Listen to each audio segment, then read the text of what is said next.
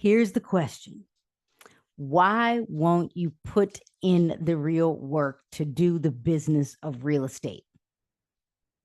Now, I'm asking this because when you became a real estate agent, most of you know you had to have structure, you had to give yourself the work, you had to get up, get dressed, get out the door. And many of us, when we started, we had to go to a physical office. Now you work from home. I work from home. You could work from the coffee shop. I actually like that. I could work at the airport. I could work on the plane if I pay for the Wi-Fi, if it's not included. Like there's so many ways I could work. And I am that person that I actually get more done if I'm stuck. What do I mean? You put me on a plane, I can crank out some stuff because I got to sit there anyway. So I might as well work. So I really want to ask the question, type it in the feed, like, what is it that is keeping you from doing the work? Of course, I got my notes. So I'm asking the question, why won't you do the work? Do you really have too much time on your hands where you don't know how to structure yourself? And I ask this because some of you saw a video that there was a gentleman, he has a podcast and he was trying to convince someone to go get a job. If you had a real job, you got to do the work. Someone is probably giving you your daily task.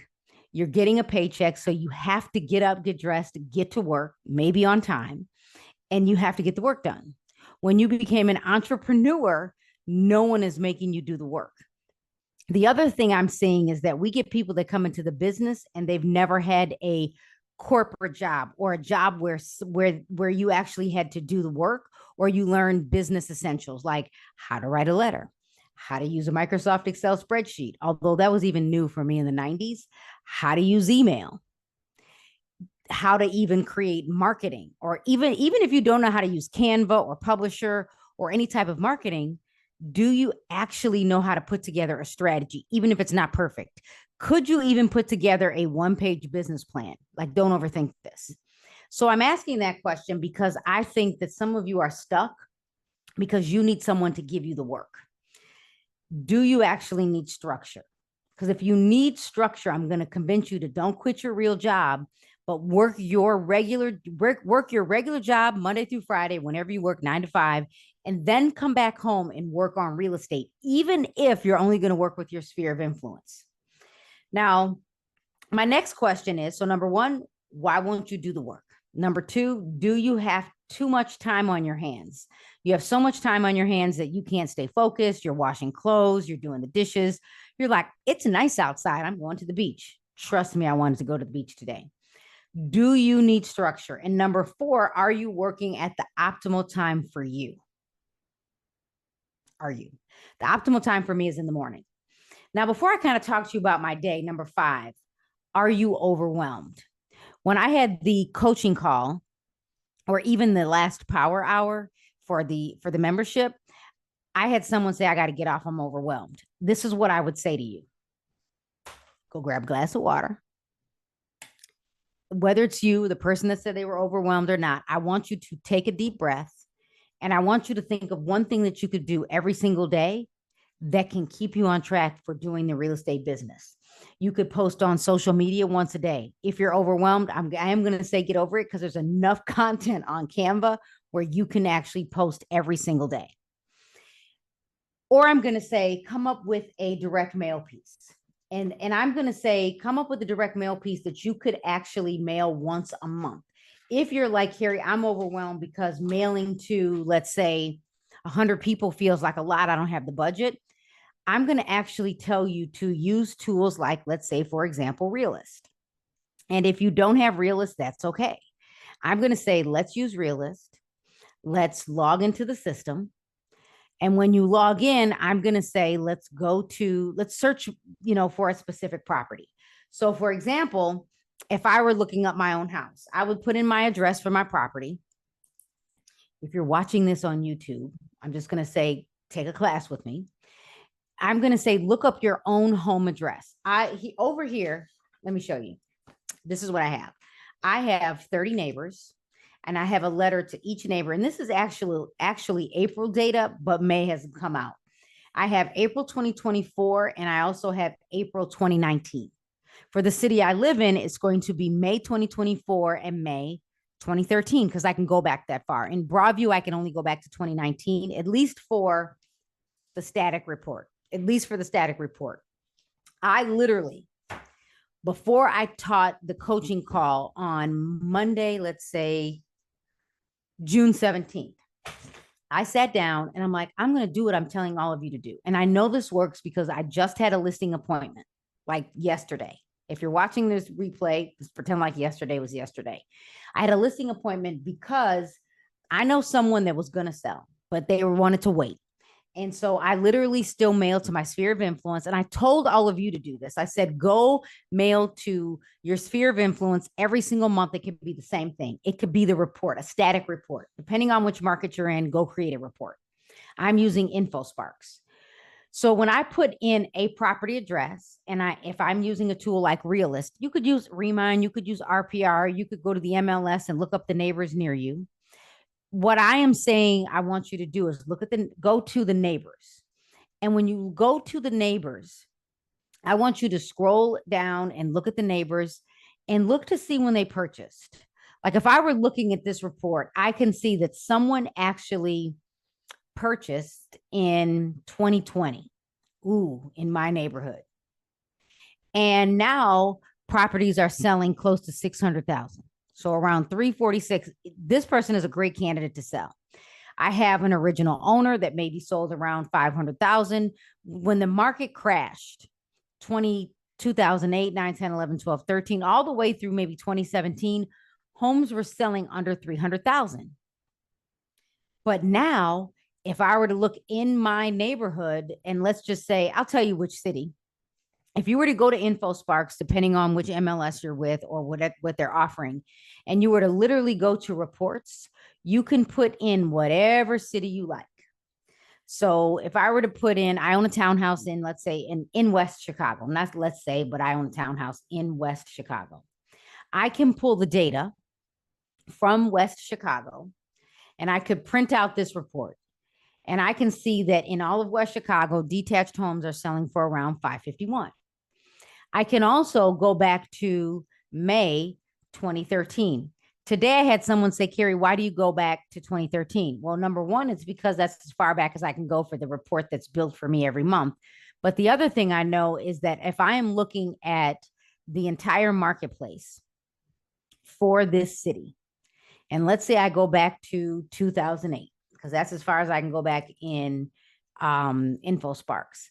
I can see that the bottom of the market was around 2012, 2013. So this to me is a great data point. So I can now take this information and I can see that in the city of West Chicago, single family homes were selling for 184. That was the average. That was the median. Average was 204. And attached, I have no data for May 2013. Like nobody was selling. We were staying put.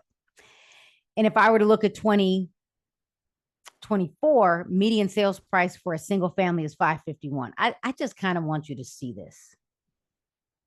Let's do it like this. Let me make it relevant. Like if you're not really, if you can't see this, because I'm just talking it through, I can literally show you that the median sales price here, let's do this. Median sales price for detached homes in West Chicago was 184. And now I'll put it back.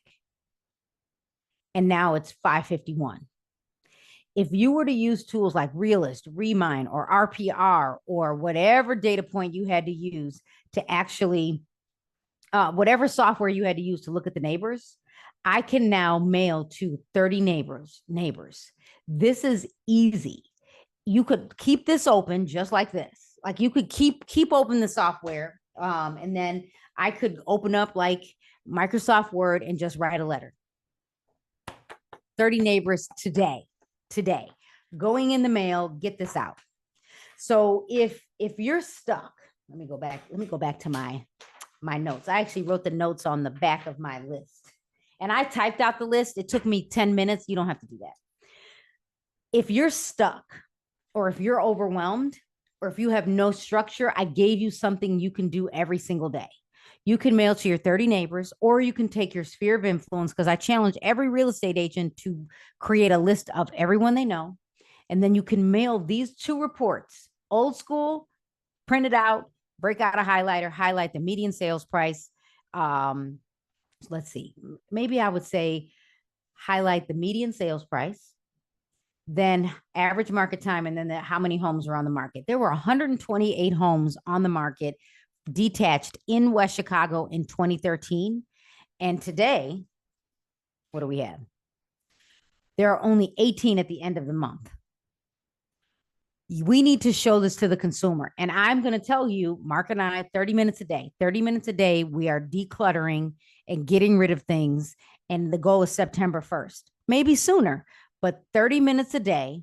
We're going today. Today's was the start date. We're starting with one of the extra bedrooms, and we're going to go through it. And then we are getting rid of things, cleaning things up, taking things to the Goodwill or St. Vincent, which is in downtown West Chicago. And we're moving things out. Because for me, this is a stress and I still need to work, but I can accomplish 30 minutes a day, maybe an hour, but 30 minutes a day, set the timer. Once we're done with that space, we're out. And then come back the next day. So the goal is today, one room, another bedroom the next day. And then what we call is the grandbaby's playroom will be the third day in a row. So, and then we're not sure if we're going to go to our room next, but I do think I want to renovate the bathroom. You tell me if we should renovate the bathroom. Every other bathroom in the house was renovated except for ours. So again, if you're stuck, this you can accomplish. And then my other statement to all of you is, what is the optimal time for you? If it doesn't get done in the morning, for me, it's harder. Cleaning up late at night is easier for me because it's an activity that I can just do. I can move. But if I have to think, I have to write, if I have to check email, if I have to work, best time for me is in the morning, anytime before noon. And I can get 3 hours worth of work done in an hour. So if you are actually watching this live with me, tell me in the chat, tell me what has you stuck. And then my next statement to you is, if you are challenged with consistency, either your why isn't strong enough or you have some comfort level where you don't need to do real estate or you don't love it. So I'm going to challenge you to take a moment and decide, what do you love about real estate? Write it down. What do you love about real estate? And I need you to focus on it. If you love money, this should be easy. If you love showing homes, focus on buyers. If you love listing properties, focus on sellers, especially if you love staging. So there are a couple of things that we're doing, because I came back to playing the sandbox. Although Mark's going to list the properties and work with the buyers, I am doing a home buyer workshop. So one of our kids, our daughter, can see the process. I posted it on Facebook. It's for the consumer, not for real estate agents. I've already had people share it in my stories, and I don't recommend that because my goal is to convert your clients. So please don't share it. Like, don't even tell your clients I exist. But you can go and do something like that. So we are mailing to the 30 neighbors near us. That's what we're doing. And then we are also going to mail to not just our neighbors. This is where I grew up. That's what's happening. So the 30 neighbors near the house where I grew up, we are mailing to the neighbors by us. And I'm going to be a little strategic. I'm just going to tell you. I'm going to mail to the neighbors. And I'm also going to tell them we are in the process of decluttering. And we're probably going to put our home on the market because of the change in the marketplace. And because a neighbor just sold their house for like $300,000 more than we bought for. Don't want to sell my house. But will it stay this high? Because remember, these houses, when the subdivision closed, we were around 600,000. And then there was a house that sold for 200,000 over here during the Great Depression. Yeah. So get to work. Schedule yourself when is the best time for you to work. Figure out what you love, and you can do this. Mail to the 30 neighbors near you. I am using Realist. If you don't have Realist, that's okay, but mail to the 30 neighbors and show them what's happening in the market. And then I would challenge you to mail to your sphere of influence. Create an Excel spreadsheet, sort by city so you can get each city done, a few a day. I think that's a win. Tell me that's a win. Thanks for watching. If you want to continue to learn to earn with me, make sure you take a second and subscribe to my YouTube channel and invite a friend. If you do have questions, type it in the feed. Check out my other videos and my playlist, Learn to Earn. I am Carrie Little, the designated managing broker of Caremark Realty Group in Illinois and Florida. Make sure you follow me over on Instagram and on TikTok.